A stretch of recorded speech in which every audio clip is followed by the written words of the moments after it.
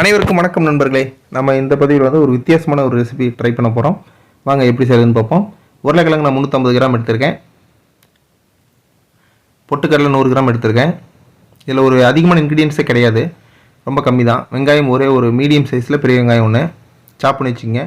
அடுத்து கொத்தமல்லி தழை தேவையான அளவு எடுத்துக்கங்க கம்மியாக. பச்சை மிளகாய் 3 நம்பர்ஸுங்க, ஸ்மால் சைஸ் பச்சை மிளகாய், அதாவது சிறிய அளவு உள்ள பச்சை மிளகாய் எடுத்திருக்கேன். ஒரு பிஞ்சு மஞ்சத்தூள்.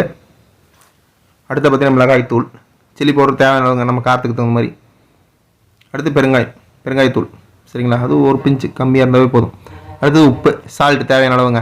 இப்போ நம்ம இந்த ரெசிபி எப்படி செய்யணும் போகும், ரொம்ப வித்தியாசமான ரெசிபி வாங்க போகிறோம். இப்போ பார்த்திங்கன்னா ஒரு குக்கரில் இந்த மாதிரி பொட்டேட்டோவை வந்து நல்லா வாஷ் பண்ணிட்டு 2ஆக கட் பண்ணி இந்த மாதிரி நீங்கள் ஆட் பண்ணிக்கோங்க. இப்போ இது வந்து பார்த்திங்கன்னா நம்ம நார்மலாக ஒரு பேனில் வந்து நம்ம வேணும் பாயில் பண்ணிக்கலாம். பட் சில பொட்டேட்டோ வந்து சரியாக வேகாது சரிங்களா. சில பொட்டேட்டோ வந்து நம்ம கடையில் நமக்கு தெரியாமல் வாங்கிடுவோம். ஸோ அந்த மாதிரி ஒரு பிரச்சனை இருக்கும். நிறைய இடத்துல வந்து பொட்டேட்டோ வேகிறதே இல்லைங்க. அதனால் வந்து குக்கரில் விட்டுட்டீங்க ஒரு 4 விசில் அப்படின்னா உங்களுக்கு 100% வந்து குக் ஆயிரும். மேக்ஸிமம் 4 இல்லைன்னா 5 விசில் விட்டால் போதும். நான் வந்து ஆக்சுவலாக வந்து இதில் வந்து குக்கர் வந்து 4 விசில் விட்டுறேன். இப்போ அது வந்து குக்கர் அதில் பொட்டேட்டோ வந்து குக் ஆகட்டும். இப்போ நான் வந்து ஒரு மிக்ஸி ஜாரில் பொட்டுக்கடலை இதில் ஆட் பண்ணிக்கிறேன். இதை வந்து பவுடர் ஆக்கிடலாம். நல்லா அரைச்சி எடுத்துக்கோங்க. இன்க்ரீடியன்ஸ் ரொம்ப கம்மி தாங்க. இந்த ரெசிபி பண்ணி பாருங்கள், ஸ்நாக்ஸுக்கு சூப்பராகும். இன்க்ளூடிங் இதோட டீயோ காஃபியோ சாப்பிட்டுட்டு இந்த ஸ்நாக்ஸ் நம்ம சாப்பிட்டோம்னா அவ்வளோ அருமையாக இருக்குங்க. இப்போ பொட்டுக்கடலை வந்து அரைச்சி வச்சு நல்லா பவுடர் ஆகிடுச்சு. இப்போ வந்து 4 விசில் விட்டு எடுத்துக்கலாம். அந்த குக்கர் வந்து பார்த்திங்கன்னா விசில் வர ஆரம்பிச்சிருச்சு.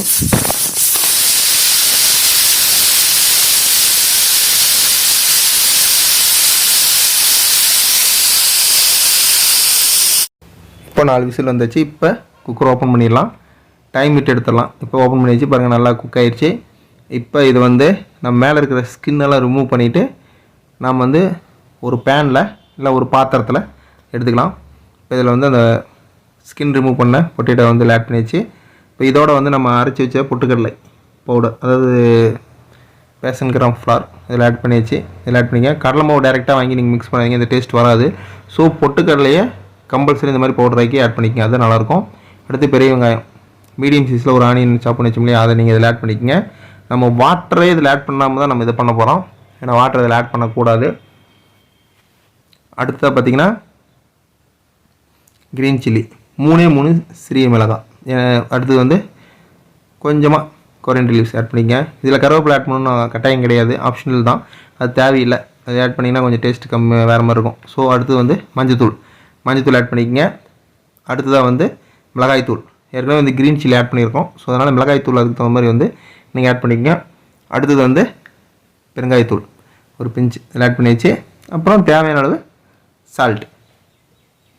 நீங்கள் தேவையான அளவு சால்ட் ஆட் பண்ணிவிட்டு இதை அப்படியே வந்து நல்லா மிக்ஸ் பண்ணி விடணும். உங்களுடைய கையிலேயே கூட ஆட் பண்ணி மிக்ஸ் பண்ணிக்கலாம். நல்லா வாஷ் பண்ணிட்டு மிக்ஸ் பண்ணுங்கள். இல்லை அப்படின்னா ஒரு ஏபி ஸ்பூன், ஒரு ஆல் பர்பஸ் ஸ்பூன், நார்மலாக ஒரு ஸ்பூன் எடுத்து கூட நீங்கள் வந்து மேஷ் பண்ணிக்கலாம். ஒரு லைட்டாக ஒரு லேடிலோ அந்த மாதிரி எடுத்து கூட நீங்கள் வந்து நல்லா வந்து மிக்ஸ் பண்ணி விடலாம். பட் நான் வந்து கையிலேயே யூஸ் பண்ணுறேன். ஸோ நல்லா ஹேண்ட் வாஷ் பண்ணிவிட்டு இந்த மாதிரி வந்து நல்லா மிக்ஸ் பண்ணி விடுங்க. அது நல்லா மேஷ் பண்ணி விடணும். போட்டு இந்த மாதிரி நல்லா மேஷ் பண்ணி விடுங்க. இந்த மாதிரி நல்லா மிக்ஸ் பண்ணிவிட்டு நம்ம அதுக்கப்புறம் வந்து இப்போ வந்து பால் ரெடி பண்ணிடலாம். இப்போ நல்லா மிக்ஸ் பண்ணி விட்டதுக்கப்புறமா வந்து நாம் வந்து ஸ்மால் சைஸ் பால் ரெடி பண்ணிவிட்டு நம்ம வடை மாதிரி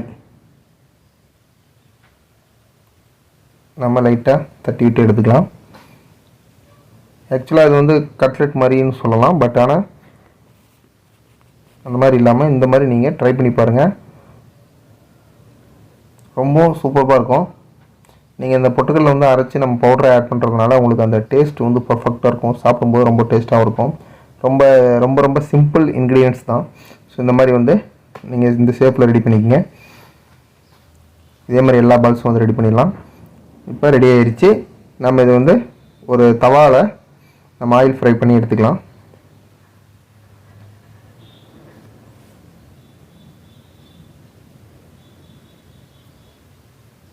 இப்போ தவாவில் ஆயில் ஆட் பண்ணிக்கலாம்.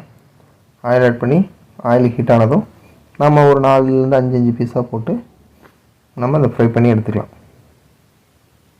ஆயில் வந்து ஸ்ப்ரெட் பண்ணி விடணும். இந்த மாதிரி வந்து ஆயில் வந்து நல்லா ஸ்ப்ரெட் பண்ணி விடுங்க. ஸ்ப்ரெட் பண்ணி விட்டுட்டு நம்ம இதில் வந்து ஒரு 4 இல்லைன்னா 5 பீஸாக வந்து ஆட் பண்ணி நாம் ஃப்ரை பண்ணி எடுத்துக்கலாம். இந்த மாதிரி ஒரு ரெசிபி வந்து நீங்களும் வந்து வீட்டில் ட்ரை பண்ணி பாருங்கள். ரொம்ப சிம்பிள் இன்க்ரீடியன்ட்ஸ், நல்லா டேஸ்ட்டாகவும் ரொம்ப சுவையாகவும் இருக்கும்.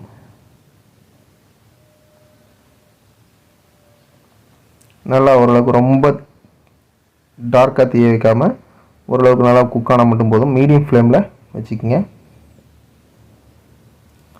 ஸோ அப்பப்போ நீங்கள் வந்து இது திருப்பி விட்டுக்குங்க.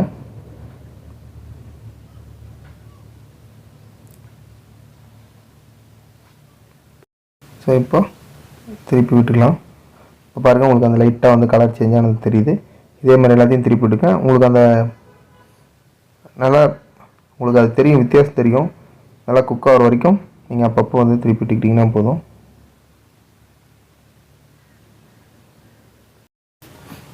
ஸோ இப்போது இதே மாதிரி எல்லாத்தையும் வந்து திருப்பி விட்டுக்குங்க. இப்போ பார்த்தீங்கன்னா உங்களுக்கு ஓரளவுக்கு வந்து கலர் சேஞ்ச் ஆயிடுச்சு.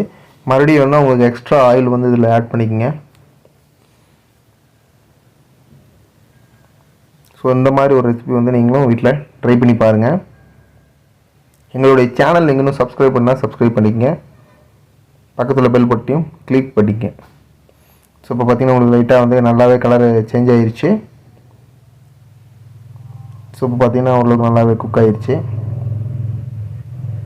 இப்போ நம்ம இதை வந்து பிளேட்டுக்கு ட்ரான்ஸ்ஃபர் பண்ணிடலாம். என்ன நண்பர்களே, இந்த வீடியோ உங்களுக்கு பிடிச்சிருந்தா நான் நம்புகிறோம். இதே மாதிரி ரெசிபி வந்து நீங்களும் வந்து வீட்டில் ட்ரை பண்ணி பாருங்கள். இந்த மாதிரி நீங்கள் ஃப்ரை பண்ணதுக்கப்புறமா எடுத்துருங்க.